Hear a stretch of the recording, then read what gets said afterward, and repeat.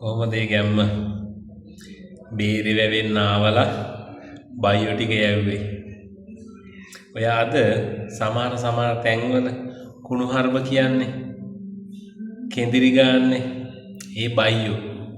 ඒ බයියන්ට තිබ්බා බත් පැකට් එක නැති වෙච්ච එක, මස් කටු ටික ලෙව කන්න නැති වෙච්ච එක, ඒ වේදනාව. ඒක නිසා අද දවසේ කුණුහරුප කියන දේවල් වලට සැලෙන්න එපා. ඒ බයියන්ගේ විදිය. ඒ මස් කඩ නැතුණාම කෙඳිරි ගන්නවා. මස් කට්ටම තමයි උන්න ඕන. හැබැයි මස් කට්ට දේව කන්න ඉන්නේ උන්ට වඩා වටිනා මිනිස්සු හිටිය රටේ. අන්නේ මිනිස්සු තමයි ජූලි 9 එකතු වුණේ. අපට තියෙන ප්‍රශ්නේ තමයි රටේ ජාතික සම්පත්, රටේ ආර්ථිකය විනාශ කරපු එක. අපට නැත්තම් රාජපක්ෂල එක්ක පෞද්ගලිකව කිසිම ප්‍රශ්නයක් නැහැ. අපිත් හරි කැමති සැමට සාධාරණත්වය වෙනකොට, සැමට එක නීතියක් ක්‍රියාත්මක වෙනකොට, සැමට හොඳ රටක් හැදෙනකොට, ලස්සන රටක්. හැබැයි ඒ රට හැදුවේ නෑ රාජපක්ෂලා. රාජපක්ෂලා ගොඩක් දේවල් කරා. කරපු දේවල් වලින් වෙන දේවල් තමන්ට කරගත්තා. තමන්ගේ ළඟම හිටපු කාටල් එකට කරා. තමන්ගේ උඩ හිටපු නිලධාරීන් ටිකට කරගන්න දුන්නා. අද රාජපක්ෂල විඳවන්නේ ඒව ඔය. ජූලි 9 ඇවිල්ලා ඒ ඔක්කොටම තිත තියපු දවසක්. මුළු රටක් පක්ෂ විපක්ෂ ભેදයකින් තොරව එකතු වුණා. ඒක රටේ ජයග්‍රහණයක්. යන්න පාරවල් හොයාගන්න බැරි වුණා. නේද? මූදෙන් ගිහිල්ලා, බෝට්ටු වලින් ගිහිල්ලා, හෙලිකොප්ටර් වලින් ගිහිල්ලා හමුදා කැම්ප් ඇතුලේ හැංගුනේ. ඒවයින් තමයි ලංකාවෙන් පැනලා ගියේ. ඒක නිසා ඒ ඉතිහාසය අමතක කරන්න එපා. ඒ ඉතිහාසය තමයි අපට අලුත් ගැම්මක් දුන්නේ, අලුත් ජවයක් දුන්නේ. රටට අනාගතයක් තියෙනවා කියලා පෙන්නුවේ ජූලි 9.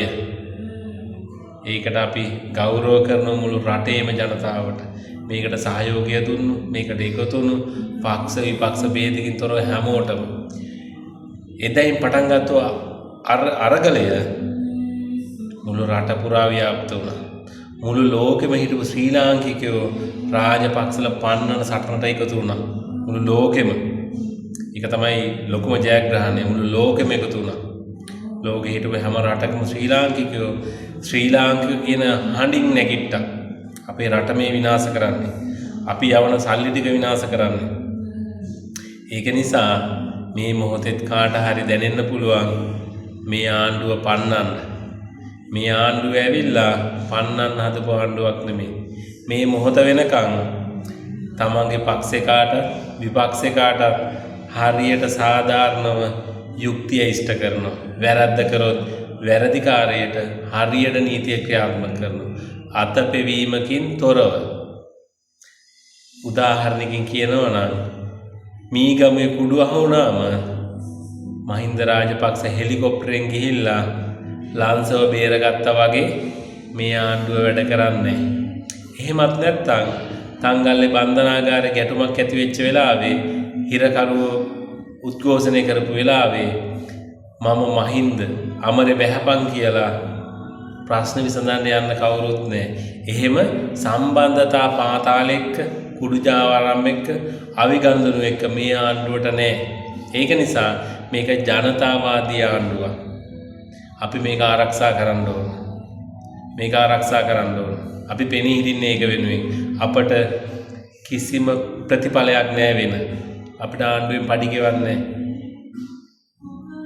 කුණුහරුප කියන සමහරයෝ ඒක හොඳට මතක තියාගන්න ඕන. අද දවසේ කුණුහරුප කියන අයට හෙට දවසේ ඔය කියන රාජපක්ෂ කල්ලියේ කවුරුත් නැහැ.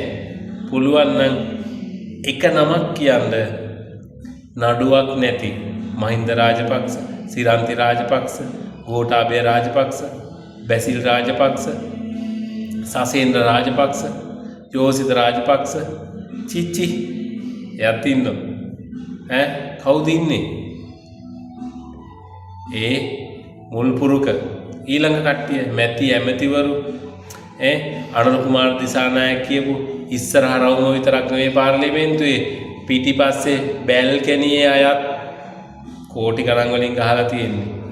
ඔය ඊයේ ගත්තේ පුෂ්ප කුමාර මහත්තයා තනමල්ලිල මොණරාගල මන්ත්‍රීතුමා ඇමතිතුමා ඒ වගේ තමයි ඇත්ත.